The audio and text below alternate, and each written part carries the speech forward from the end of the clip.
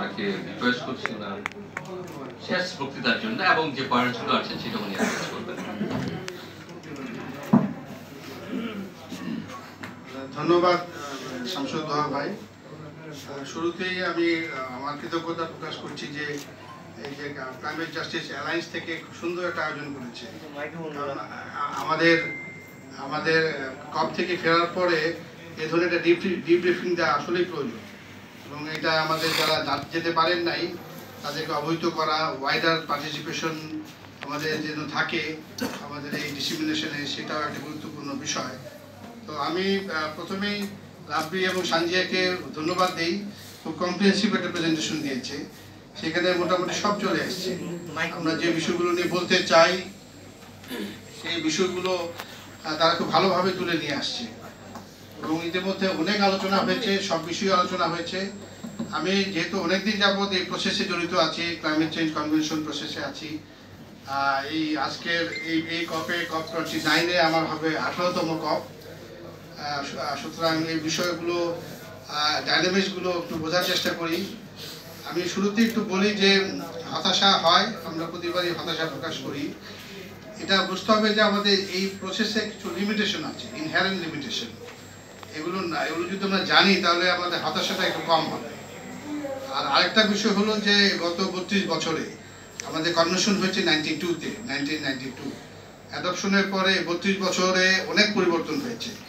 আমাদের global economy, আমাদের global advancement, আমরা যদি বলি টেকনোলজিক্যাল অ্যাডভান্সমেন্ট, ফিনান্সিয়াল অ্যাডভান্সমেন্ট, আমরা যে বলি যে মাইট, যে economic might, political might, technological might, এগুলো কিন্তু অনেক পরিবর্তন হয়েছে এবং ওভার দি ইয়ার্স অনেক ট্রান্সফরমেশন হয়েছে।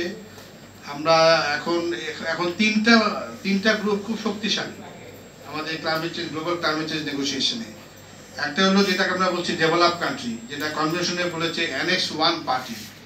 একটা 39টা দেশের একটা তালিকা আছে, যেখানে এখন যারা দেখলে বুঝবেন ওই সময় 92-তে তারা OECD মেম্বার ছিল, কিন্তু এখন তো ওদেরকে অত দেখা যায় না। যেমন লাটভিয়া, এস্তোনিয়া, খুব ছোট ছোট tiny country in east Europe, তারাও কিন্তু ওই ডেভেলপ কান্ট্রির ওই লিস্টের মধ্যে আছে। তারপরে ওখানে আরেকটা লিস্ট আছে অ্যানেক্স 2 কান্ট্রি, 25টা দেশে, তারা হলো মূলত অ্যাডভান্স ডেভেলপ কান্ট্রি, এবং কনভেনশনে বলেছে তারাই মূলত আমাদের এমিশন রিডাকশন করবে এবং ডেভেলপিং কান্ট্রিকে ফিনান্সিয়াল সাপোর্ট দিবে। অ্যানেক্স 2 কান্ট্রি 25টা দেশ, যেমন European West European country, Canada, Australia, New Zealand, Japan, USA, এইরকম মিলে 25টা দেশকে বলেছে অ্যানেক্স 2 পার্টি। তারাই মূলত বলা হয়েছে কনভেনশনে, 92 কনভেনশনে, যে তারা ডেভেলপ কান্ট্রিকে সহায়তা দিবে। বাকিদের কথা বলেননি, বাকি যে 24-এর পরে যে 39টা আছে, এরা কিন্তু ফাইন্যান্সিয়াল সাপোর্ট দেওয়ার কথা না অ্যাকর্ডিং টু কনভেনশন। তো এখন যে তিনটা কথা বলছি ডাইনামিক্সটা বলি, কারণ হলো এরাই মূলত যে বলা হচ্ছে যে শেষ রাত্রে বা শেষ 2 রাতে তারাই কিন্তু মূল ভূমিকা পালন করে। একটা হলো ডেভেলপ কান্ট্রি, যেটা অ্যাকর্ডিং টু কনভেনশন। আরেকটা হলো এখন এটা আমরা বলি যে আমাদের কনভেনশনে যে major emitters from develop country, major emitters from developing country. এখন major emitters from developing country তাদের একটা খুব শক্তিশালী গ্রুপ আছে, এটার নাম হলো LMDC, like minded developing country.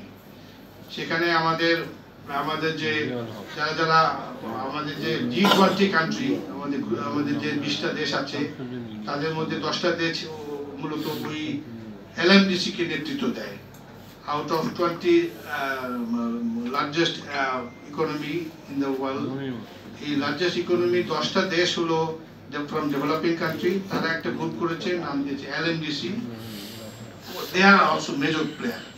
আরেকটা মেজর প্লেয়ার হলো আমাদের যারা অয়েল প্রডিউসিং কান্ট্রি, যাদের economy dependent on oil exports, আমরা ওপেক বলি বা আমাদের মিডল ইস্টার্ন কান্ট্রি বলি, লেড বাই সৌদি আরবিয়া, তারা একটা বড় প্লেয়ার। এই তিনটা গ্রুপ মূলত এই সিদ্ধান্তগুলো নেয়।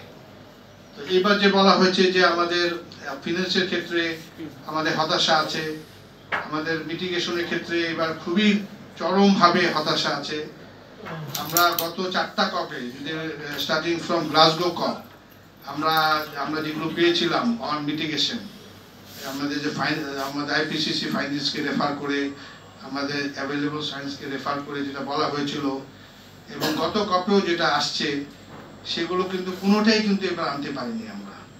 আমি মিটিগেশনটা জোর দিচ্ছি এই কারণে যে আমি আবার ওখানে list develop country spokes person on mitigation, তো এই জন্য এটা দিয়ে আমি শুরু করি, তারপর আমি ফিনেস্ট একটু পরে যাচ্ছি।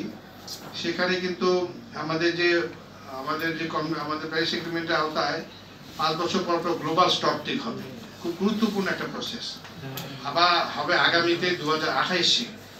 গত বছর যে গ্লোবাল স্টক টেক হলো, এটা কম্প্রিহেন্সিভ একটা অ্যাসেসমেন্ট হয়েছে প্রায় 2.5 বছর ব্যাপী, সব ধরনের রিসার্চ ফাইন্ডিংস, সব ধরনের অ্যাসেসমেন্ট করে এটা কিন্তু আমাদের যে দেশগুলো খুব অ্যাক্টিভলি পার্টিসিপেট করেছে, wide participation by state actors, non state actors, research institutions সবাই মিলে কিন্তু করে এই গ্লোবাল স্টক টেকের ফার্স্ট গ্লোবাল স্টক টেকের আউটকামটা আমরা পেয়েছিলাম।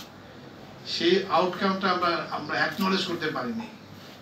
এটা একটা অবিশ্বাস্য বিষয় যে আমাদের এই টেক্সটগুলোতে কোনো টেক্সটে কিন্তু, বিশেষ করে মিটিগেশন রিলেটেড টেক্সটে কোনো আউটকামকে আমরা অ্যাকনলেজ করতে পারিনি, রেফার করতে পারিনি, আইপিসিসিকেও রেফার করতে পারিনি।